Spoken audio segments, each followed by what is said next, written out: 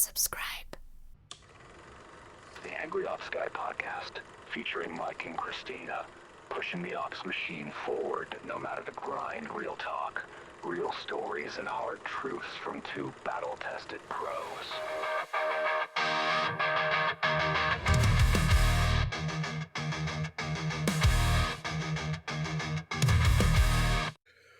Welcome back to the Angry Ops Guy podcast. Mike, the Angry Ops Guy here. We've got Christina Pilarski. Christina, what's up? I feel like you're the Angry Ops Guy, but like, what is my name? Boss lady, ass kicker, Boss lady. angry redhead. The Angry Ops Guy and the Angry Redhead. Here we are talking about digital marketing. We're so angry. How did we get this? I'm not angry. I'm just frustrated. Isn't that the worst? Or disappointed? Being frustrated all the time. Yeah. Or when someone says they're not mad at you, they're disappointed. No, that's my whole life. It's like, I'm not mad at you, Mike. I'm not upset that you didn't get all this work done that I gave you 6 months to do, but I want it in 2 weeks. I'm just disappointed. I'm going to go into therapy, and it's like, talked about your childhood. Like my father said to me at one pivotal point in my life, he looked up to me and said, Mike, I'm not upset. I'm just disappointed. Trigger. So today we're going to talk about AI. The topic that I don't want to talk about, the topic that I have been avoiding, the topic that Peter Pilarski gets a serious hard on about. The key with this here, though, is AI is taking over digital marketing. AI is technology that we've never had before, and we got to start talking about it because it is changing the landscape. Christina, I know I follow a lot of stuff with CIPR, obviously Peter's initiative, Tourism AI, and what I'm trying to do in the agency, getting my engineering brain up. So let's have a brief introductory podcast about AI and how we're using it, because why I think this is an important topic, and we're going to have multiple sessions on this because it's so robust, is there's a lot of noise out there of the tools. There's a lot of noise of the theory of what to do and how to adopt it, but me and you are practical people. Yeah. So we're going to talk about how we're practically using it, and to hopefully debunk some of, you don't got to be this massive programmer engineer. We got to start small. So I'd like to kind of ask you first off the hop is, where do you feel in operations of CIPR? It doesn't have to be about a specific service or tactic, but where did you guys realize that you can inject and build something that would help solve operational efficiency or a day-to-day slog task that is just taking some of your key people too much time and too much back and forth to do? I'm really interested on how people started small and then started to see the light bulb come on, because I think that's going to be relevant to other people like us and that are maybe a little bit naive or sensitive to how to start. Yeah, I mean, I think that's a hard question, because it's almost like that, like, AI is moving so fast, and it's like I'm having trouble now remembering how I did things before AI. Not to say that I'm overly dependent on it, but it has become so baked into everything. And I don't even think it is us baking things in, but like, you think about something as simple as meeting notes. How many AI note takers joined your last external meeting? Right? Like, there is this, and it's this, like, hot potato, right? Like, one person has the AI note taker, and then you click on the email that you get of the transcripts that they did, and now all of a sudden you have an AI note taker. I was like joking with someone internally the other day because they had 3 different note takers join the meeting, not purposefully, but because clients had different ones and they had clicked into theirs, and now all of a sudden it's attached to them. I mean, all that being said, I'm going to scale it back to like my personal AI experience. And where I started. So I started out as like, and I'm speaking very specifically to my like ops journey, and me as the ops lead, which is why we have this podcast. So I'm not sure why I needed to really make that point that I'm speaking as an operational person. But I started with an AI called Pi, so pi.ai. And it's not, I think it still exists, but whoever it was sold. And, anyways, that whole convoluted story. But it really was marketed as this kind of like hype man or woman hype thing, a person that you could practice hard conversations with, a little bit of like the back pocket, BFF. And for me in operations, and this is, I would say pre-Mike and Christina BFFing, it was this nice tool. You love that. Shut up. You are my new AI. Pre-Mike. Mike. It's When the life was easier, less stressful, and better. BM before Mike. But it was like this person I could, and it's not even a person, which is wild that I'm talking about it like that, but this thing I could now bounce ideas off of and have these conversations. Because even before we hit record, you and I are talking about operational issues that are often about people, that are often about clients, that are often about, you identify process issues because something has fallen down and broken and there's an issue that needs to be fixed. Mm-hmm. You can't always just come in at someone and start having that hard conversation. So this tool became this sounding board for me to try to figure out and really build smarter process. And again, Pi was not anything like an open AI. It was, again, very conversational, and it literally was something I would have on one screen and I would have, okay, like, what are we thinking about this? And the way I talked to it, it was almost like my little assistant, right? Someone who could, Mm-hmm. bounce the ideas off of. So for operationally for me, I feel like we joke about therapy, but it like almost came a little bit of therapy for me in a different sounding board. Now, kind of zoom ahead, I think what's really interesting and what I am trying my best from an operational perspective to try to understand and stay on top of is every single tool now, and I'm sure you're seeing this too, when it comes to, time tracking, project management tools, they all have some sort of AI baked in. Um, So for us, Asana is our golden child when it comes to project management and where we, do all of that. They have some really interesting AI features when it comes to my favorite, summarization of tasks, of notes, of those things. And again, I feel like people take advantage of, oh, it's just this button. And it's like, no, like this is AI. Like this is driving efficiency in your job. This is, okay, you just got this like 10-page RFP, or you just got this, really long note from a client and you're like in a bad mental health space about that client. You throw it into chat and all of a sudden, okay, hey, ChatGPT, tell me like the tone of this email. Can you break down the actionables? Can you tell me? Because you know what? At the end of a day on Friday, I don't have brain capacity anymore. Yeah. And so being able to, And you also don't remember what you wrote down in your notebook, trying in the old days to feverishly collect all the important notes of a meeting where, again, to your point, you've got everything raw and you can use your virtual memory to be able to ask a bunch of questions to get it to interpret it something objectively that you're like, huh, interesting. Like, exactly to your point, what was the real tone of that meeting? The client was constructive and informative, but you could tell there was an element of pain in what they were saying versus, well, that guy was a dick and we're going to be lost. But again, you're absolutely right. Or how should I respond to this based on what they said? I just want to jump in, like a thing like that is like, how many times do you read emails and you're just like, you're ready to snap back, right? It's, you read it, whether it's reactionary or the next day, and you're like, here we go. And it's like, hi, GPT. Now, this is what Christina sent me. What is she trying to say here? And how should I respond in a manner that allows me to maintain my integrity, reputation? But I need to be assertive with Christina because there is some factual inaccuracies of what they've said. And within 5 seconds, this is some suggestions. It's not meant to replace your actual thought process, but you're sitting there going, well, that's not a way that Mike or Christina would typically respond. But that's maybe the right way to start carving out your response while humanizing it to how Christina talks. Or we can even, in another episode we'll talk about building your own virtual GPT that is an extension of your own voice. But You're absolutely right. It's like, so let's say it as the first step is kind of like use it for analysis, not Yeah. analysis of digital marketing, not analysis of data. That's the more robust stuff. You can get there. Analysis of your clients.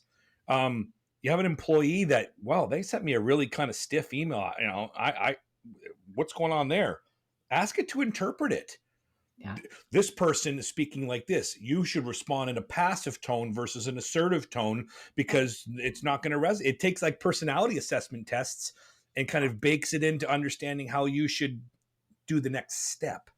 You can apply that no matter who you are, a business owner, an ops leader, even a tactical grunt, if you will, dying in the trenches of whatever you're doing. But allow it to interpret certain things. Like the days of trying to figure out marketing messaging or punchlines or CTAs or whatever, they're over. Yeah. This is what the client gave me. These are the two client websites that are competitors, and this is what we need to solve. Give me a few options here to be able to figure out how to put this button that's going to convert. And what is a good headline for the banner? Stop sitting there and playing with stuff. You just have 10 of them in front of you. Pick the one that's most viable or most accurate. Try it. And if that doesn't work, then you got 9 more already sitting in the reservoir versus I didn't have a backup plan. So you can even split test something more constructively. Yeah. But the key also is it's not going to replace us. Yeah. Not yet. It's not No. smart enough yet. But I want to share something with you that I think will resonate because we're very much just a similar age and stuff. Is I had a light bulb moment just overall, even though I said, how do you break the ground with AI? Here we go, just talking like we always do. Who cares? We're random. We waffle, deal with it. But a light bulb went on. A light bulb went on with me again. This podcast has no process behind it. We should literally be using AI to actually have. Well, you used AI to start this whole podcast. Yeah, I haven't gotten there yet. I wanted to go somewhere more constructive, but okay, so let me tie it back about so you say, if you said to me, Mike, what was your first kick at the can? Because I've been honest, in one of the first episodes I said I avoided this like the plague for over a year. Yeah. The typical like, not for me. I'm great. But yeah, the podcast was the catalyst of trying to leverage it because this is an unknown space for me, and I don't know what the hell I'm doing. I don't know how to create social posts. I don't know how to understand topics. I don't know what resonates in this space. I know what's in my head, but the light bulb was not being afraid of the empty prompt. We got to be prompt engineers. Engineer is a very tricky word. The light bulb, though, is you have this blank canvas, right? You have no process, you have no flow, you have no documentation, and what are you going to do? So here's my tidbit to anybody, no matter your age or your skill set. If you've ever tried to talk to a developer or a friend in the MSN days where you had to articulate yourself in words what's in your brain, same with typing emails. Start there. Because what you're doing is, like you said, you're having a conversation, if you think, with yourself. Yeah. And how do you get it to understand what you want to articulate? You don't need to have a crazy prompt. Talk like you talk. I have this problem. I need to solve it. What do you need to understand to help me figure out a solution? Tell me what the tone you want to do. Tell me what the service is about. Tell me some information of how you've done it in a template, whatever. Feed it information to get it educated and talk to it just like I talk to you on WhatsApp. Hey, what's digital PR and how do I sell this? And what does this mean for SEO and so forth? And you're coming back saying, I have to articulate to Mike to help him understand what I'm offering him. Same with the GPT. It's just not a human person, but it can learn way faster than Mike will ever do because it's going to take Mike 7 times of Christina trying to explain it in a way till the light bulb comes on versus it saying, got it. Because why? I fed the GPT Christina's document about digital PR. Understand what this is. Oh, I understand what this is. Now, what do you want to do with it? And continue to talk to it, just like you would talk to an employee, just like you would talk to it with your life partner. You're having a conversation. So if you can use these, which I'm saying is my fingers, and you have lots of thoughts and ideas like we all do in our head because we're creative people, you're already an engineer. And I guarantee you the light bulb will start to be coming on in the sense of, oh, it can do this. And then it's just a matter of how much you want to dig down and make it really smart. It's true. And I mean, even like pulling it back to, operational use as opposed to like the everyday use. I have a client who we were, shooting the shit on AI and all the things. And he had said to me, he's the CEO of a company, and he said, I love using it on a Monday morning when I want to inspire my team. So he has a lean team too. I think there's like 10 or 12 on his team. And he's a really, you'd like him, and, tries to be that inspirational leader type, very Don't put him in front of visionary, me. He might quit. very, very visionary. And he said it's been nice to have something to help guide those inspirational morning go. I've fed it with my company business plan, I fed it with my company values. I've, to your point about custom GPTs, he has his little thing that he does that now every Monday morning, and he's done them for many years. It's not like he just started doing them with AI, but, as a visionary on repeat, oh, here's the visionary again, blah, blah, blah, do the thing, yay, team. Now he has something else to spice up this messaging and encourage his team based on cultural values. So I started doing something similar on Friday afternoons. And it's funny because obviously my team is very well versed in AI. Once a week in the mornings, we all talk Thanks, about Peter it. Pilarski. Thanks, Peter. Thanks, visionary. So they're very well aware, and I have admitted it and owned it, that these Friday kind of afternoon messages, cheers to the weekend, from Christina, are developed by my friend ChatGPT. But I'm obviously feeding it with, this team member, wow, like just was incredible this week, this team member got this off the line, this client told us this, and it's able to pull it together. And you know what, well, this well, because we record right up until I'm running out the door to get my kids. Yep. Same thing on a Friday afternoon. I'm running out the door to get my kids, but I want to be able to say to my team, hey, fuck, we did great this week. Let's celebrate. Now I can throw those things in, grab it. There's a great message to the team. And I've, been able to.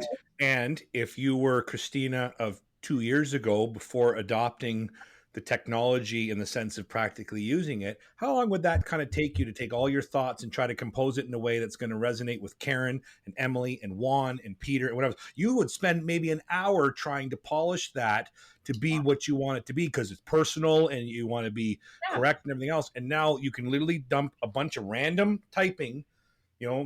Emily, great job on this. Karen, thanks for spearheading project management. Juan, you're killing it with AI. And all of a sudden it's like, here's what I suggest, because I understand, Christina, how you like to talk. And then you're sitting there going 5 minutes and you've got something more constructive for your team based on your actual thoughts. Exactly. Versus sitting there trying to carve a message. And then the one person team goes, well, what are you trying to say with that? Because they interpret you wrong, because we all know this, what's in your head sometimes doesn't come out verbally or typing the way you want it to. And tone in the digital space when you're reading digital messages is everything. Yeah, no, it's true. And I think for people in operations, we obviously have to worry or think about how AI is applied through everything in the business, which I know we will talk about. But from an operational perspective too, it's like, use it as your lifeline. Your team, as the integrators, people are looking for us to encourage them and build culture. Can you imagine if we had this available to you and I when we were knee deep in project management 10 years ago? Exactly. All the days sitting with a white piece of paper and a pen trying to figure out messaging, trying to look at my notes and trying to tie it back to, can at least put a unique selling proposition together? Like, those days are over. Yeah. You like that's the thing I want people to know is, from a practical standpoint, this will make us more efficient if you use it at the scale that you can. Yeah. You do not need to be a wizard or a scientist. It's what is the solution you need for today. Okay, let's talk. We've been having fun at Peter Pilarski's Accord today because he's so in it. But Peter will resonate with this. Okay, I've sent 3 follow-ups on a proposal to a customer, and they're not replying to me. They're not engaging me, but they said they would get back to us. And you're madder than a hornet.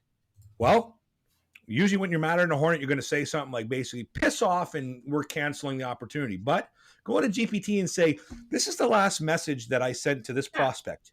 They haven't responded to me in 3 weeks. I need to either close this opportunity in the sense of closing it, or I'm going to basically say we're closing your opportunity and disqualifying Yeah. you. Please give me a message that will help to get them to respond. It needs to be assertive. It needs to be customer centric, and don't make me look like a sleazy car salesman. I've done that, and I cannot believe how fast people reply Yeah. because I was not able to build a simple email or script that would be able to navigate that person, where we left off, what they said. But I fed it all to GPT, and then guess what? 10 minutes later, hey, Mike, hey, Peter, I'm so sorry. I've been knee deep. My cat died. I had a flat tire, and my business is on fire. Please give me another week. I'm so sorry for my tardiness. Okay, but I was gonna shelve that guy because you're wasting my time because I don't know what's going on because we've just had a couple of emails and one virtual call. But Yeah. how can I approach someone to get what I need, what I want, or them to be aligned with me? That's a very simple way to use this technology, and anybody can do that. But you have to use this. And what I'm pointing to is the brain is that's why I'm the angry ops guy and saying, like, okay, great, AI's here, but I am still the engineer of what the output is. I'm the one that creatively is trying to problem solve what I need this amazing piece of technology to do. Yeah.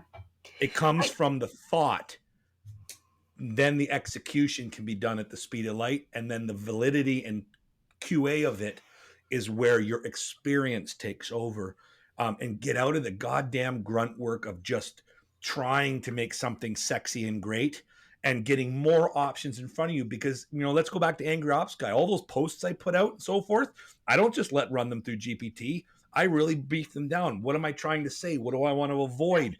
I can produce them at a speed, but it says, give me 10 episode titles based on what I gave you of the transcript of the podcast. right. Help me with themes. I want people to be engaged. I want it to be relative. I might think something's cute, but it doesn't mean shit to the people that want to say, do I want to listen to this? So I can have 10 topics or 30 titles in front of me in seconds, and then I can drill down with my eyes and say, there it is. Versus sitting there tapping my fingers saying, Christina, sorry, I can't get this up with you and Emily because I'm still trying to figure out how to polish the title and description. Like, the days of that are over. And then if you want to tie it into digital marketing, it's like, let me use something very basic, a PPC landing page, right? Yeah. Language, messaging, call to action, the benefits. How many customers do you come to you and they have nothing, right? It's, I want this, I have nothing. And you're sitting there going like my statement all the time, I got to make chicken salad out of chicken shit. And it's like, it's not my job to build fluff for a customer, but I can say, go scour their website, go find high domain authority websites of the same subject matter and help me fill in these gaps. And then all of a sudden in 15 minutes, you've got a PPC landing page brief, at least roughed out in front of you, that you can then sit there with your eyes and say, yup, nope, yup, nope. And then all of a sudden you don't have to charge customer content. You don't have to sit there and delay the process. And then the customer comes back and says, wow, great start, amazing. Here's my little twists and changes for accuracy. Thank Yeah. you. Profitability, margin. Well, and I just think you think about our roles and the context switching we need to do all day, right? Like at one point we're in a spreadsheet looking at the bottom line and doing numbers. The next we're putting out a fire because there's this crazy email. The next we are jumping into being tacticians and helping our team get something across the line. Then we're maybe picking up some, right? Like the amount of times we need to context switch throughout the day. And I feel like as someone in ops or project management, that is a huge unlock for AI. I was having a conversation with Ryan on our team, and he is our PR specialist, so does a lot of writing all day long for very different clients. And so again, the context switching for him is, okay, right now I'm writing about tourism and a new airline destination has opened up, and next I have to write about hardwood floors for our hardwood flooring restoration. And he says, now I have this ability to have a starting point, as opposed to opening up the blank document and going, oh God, now what? There is this ability to, hey, help me get started. And I think we all are at this point where we know, like, never take the first thing that chat gives you. Correct. Always refine and make it better. But it's not, I think there are still some of this like, oh, that's cheating, or oh, and I it's like, love what you said though. Help me get started, because yeah, that's the writer's block analogy that's been around forever. right. But for all of us creative people, is where do we start with something? Because once you get going, that's when the excellence comes. But exactly, where do we start? If you can get 70% ahead, at least in structure or format or an idea or concept, you could be flying, because all you need is that. Again, this is my statement of the podcast, that light bulb to go on, and you're like, yep, here we go. But it's getting the light bulb to go on versus sitting and going, well, we didn't get enough out of that hour kickoff meeting with the client. Oh, they didn't give us a lot in the onboarding document. And then you're building chicken salad with chicken shit. And then you wonder why. Christina, love you guys, but we're not aligned, and I don't think you understand our industry and our subject. And how many times we had that conversation, whether it's the old days and the new days. Now, if you want to sell, your value proposition is, I can learn, I can listen, I can document, I can refine, and I will not make that same mistake again, which Yeah, humans make mistakes. But if we can use the technology to say, let's not do this again, then we give the humans a fighting chance to build that trust versus, please give me 3 or 6 months to learn your business. We don't have 3 or 6 months to learn yeah, the business. We have one kickoff meeting, and we're supposed to be the subject matter experts. yeah. It's true. It's true. I want to share something with you, to play off of that. Two ideas, two examples, just to reinforce that. SEO content, right? Always subjective in the sense of the customer's eyes, Yeah, growing pains and whatnot. But had a client that came to us and said, like, some of the FAQs that you put on this page for SEO, it's like, I don't think you understand our business. And here's the nuances of where you're wrong and where you're right. Okay. And I'm sitting there going, do I give it back to the content writer to put in the queue and do and whatever? Well, the gentleman gave me feedback about the points. We do this, not that. We should say yeah, this, not that. What I simply did is I say, we did this. Hey, AI, now this is what they said. Help me solve this on my option from the feedback on that. I didn't have to think. I didn't have to enter. I looked at what he said. Did we construe it? I sent it back. I said, how's that? Amazing, Mike. Bang on. Thanks. Promote it.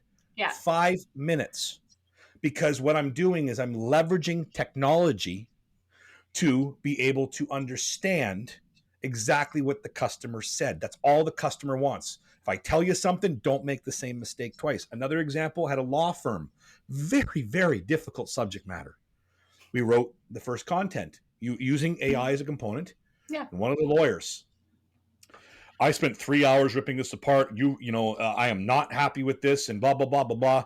I've wordsmithed this. I cannot be spending 3 hours per article and whatever. And internally, it was, well, what are we going to do here? We spent a lot of time on this, and they're basically shitting on this and whatever else. And I thankfully had the problem solving thought process to say, don't do anything. You have your version. You have the client's completely butchered, ripped up, torn apart version that they deem acceptable. Go back into the AI and say, this is what we did. This is what they did. Understand the differences. Understand what they don't like. Correct yourself for the next content.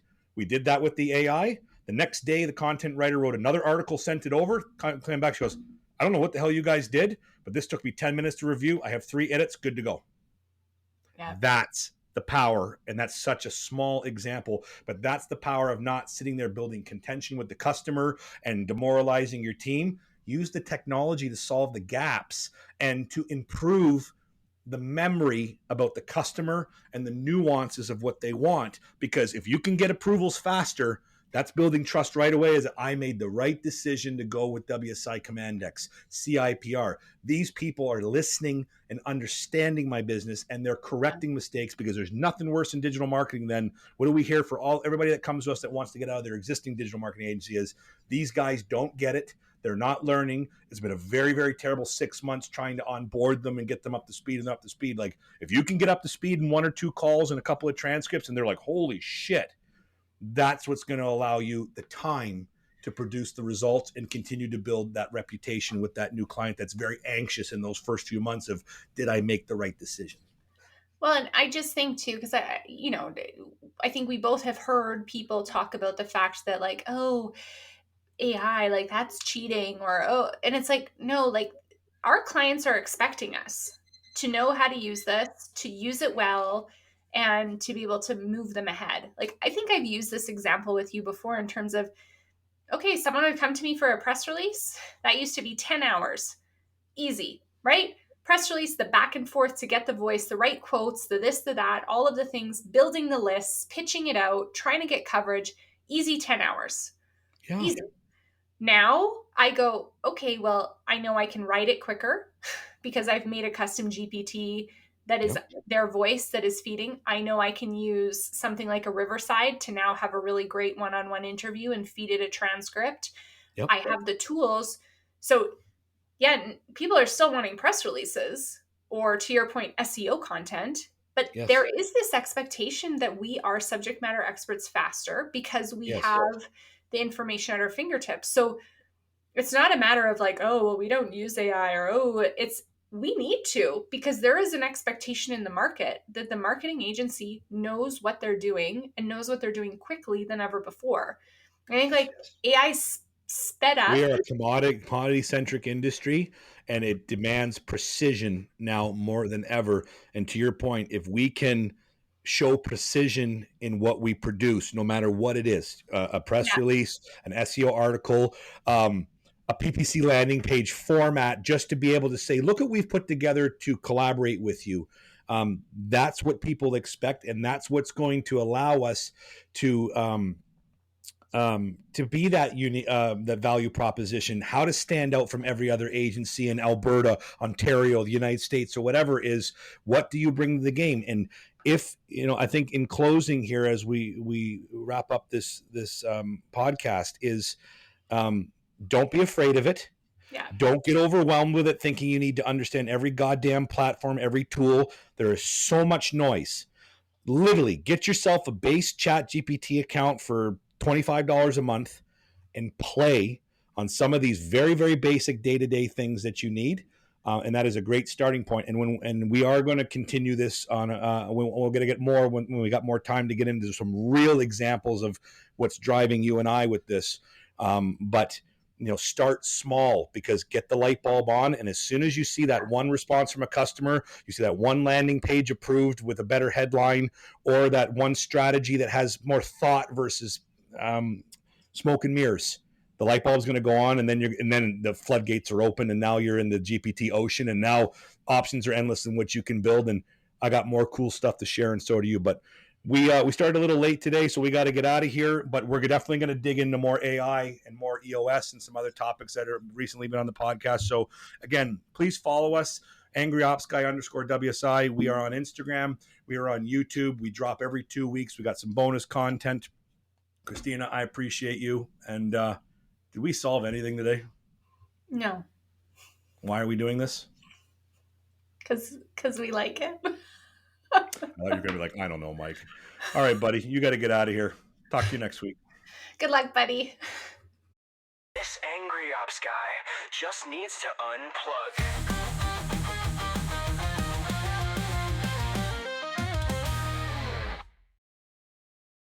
Here we go again. I hate you and Peter. Like, your love for each other is disgusting. And I told Emily that. I was like, look at these two staring off in the sky, like looking for, like, what do they call that? The goddamn dipper or whatever. And you're just like, oh my God, what a moment. I love my husband. I'm like, what is wrong with you? I say that with love, because I'm just like, look at these two that are like marveling each other like they're in high school.